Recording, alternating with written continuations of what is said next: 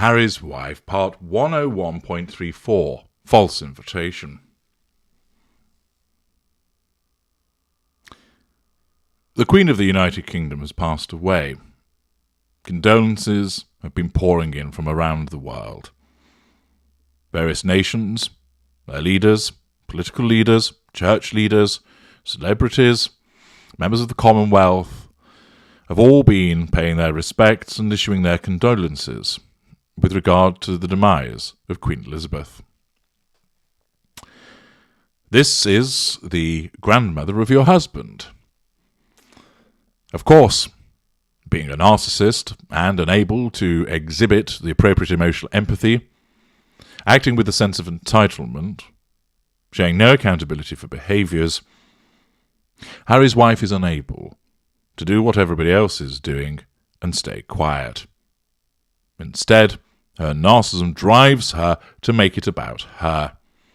And, as I mentioned in the previous video, there's a bit of a hokey-cokey about whether there was an invitation or not to the pre-funeral reception.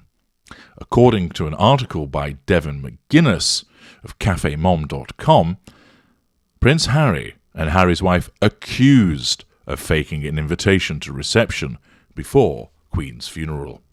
Let's dive in and find out what's written here. Prince Harry and Harry's wife appear to have been uninvited to an event scheduled to take place before Queen Elizabeth's funeral. Critics, however, are accusing the Duke and Duchess of Sussex of lying about an invitation in the first place.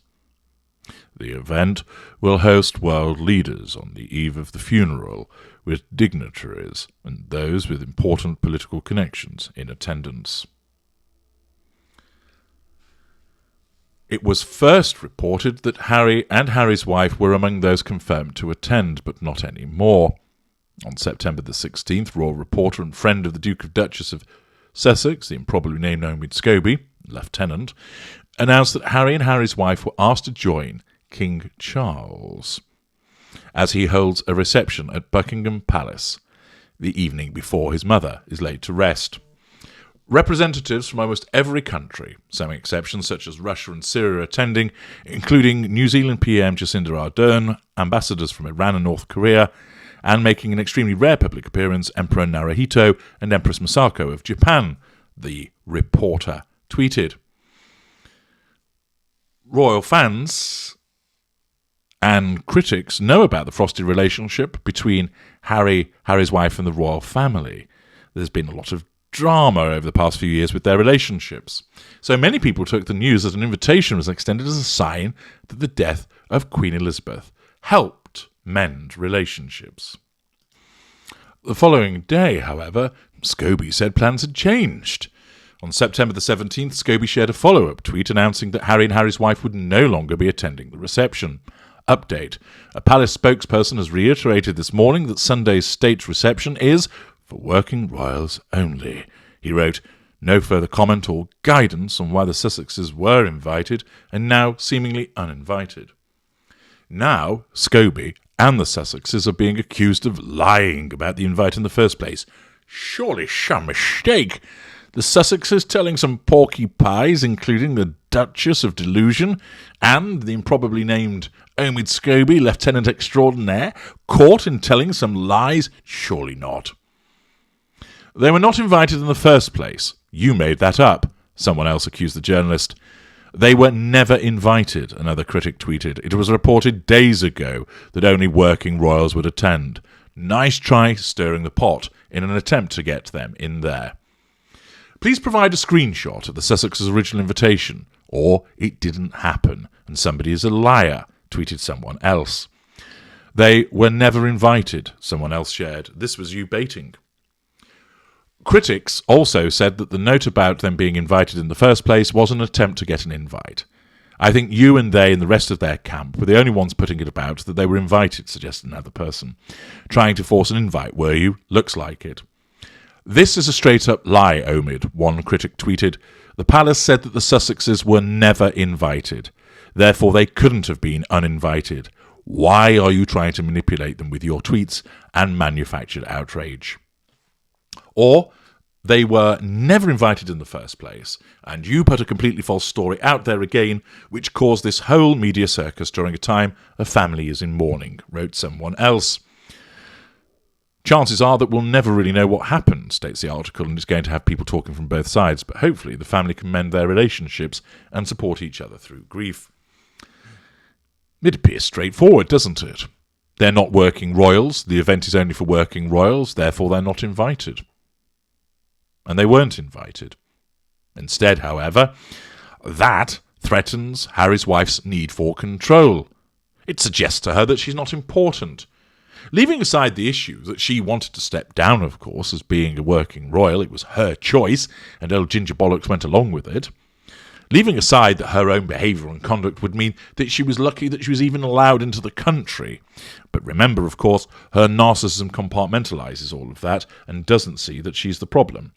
And therefore, in those circumstances, it dismisses all of that and just basically tells her, you are access all areas. You're allowed to go wherever you want. And then when news meets them, no, you're not invited. You seriously are NFI, not fucking invited to this. Her narcissism can't stand that, and therefore it ignites her fury. She chews Harry's ear about it, complaining, yet again, the racists are taking it out on me. He might attempt to say, but hang on, we're not working royals, my little puddle duck, and therefore we shouldn't expect to be invited. But that's not going to cut any mustard with Harry's wife. She should be there because she's important in her own deluded world. And any attempt to explain to her that she's not a working royal and therefore isn't invited will fall upon deaf ears. Farouk assaulting it, stamping those cloven hooves, she'll be demanding that she should be there, and their failure to invite her is yet again another indicator of the racist attitudes of the family and how they're always picking on her and Harry. Never mind the fact that this is completely inappropriate and unsavoury behaviour around the time that a nation is mourning the loss of its queen and there's a funeral taking place. That doesn't matter to Harry's wife. She doesn't give a rat's ass because it's all about her. Once again, this shows the unpleasant nature of her form of narcissism, that even though at times it operates with a facade, that need for control is paramount. And her facade suggests, well, I'm really hurt and hard done to. So it thinks that this form of complaint is acceptable by essentially causing the Lieutenant Omid Scobie to issue a false report suggesting that they were invited and then they weren't invited.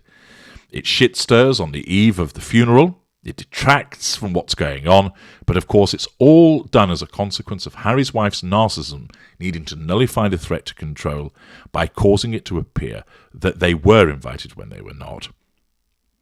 By proxy, through her lieutenant, her narcissism has caused him, and of course he, with his tongue firm wedgely up her bottom, is always going to comply, and this results in the suggestion they were invited when they were not, which is a fallacy and a lie. This shows another part of the narcissistic dynamic, the relationship between the facade and the need for control, but also the use of the lieutenant to get to that control. It also, of course, once again demonstrates the shameless nature of Harry's wife by demonstrating her lack of emotional empathy, by not giving a jot about how this might affect other people, as once again she has to make it all about her. I'm H.G. Tudor. Thank you for listening.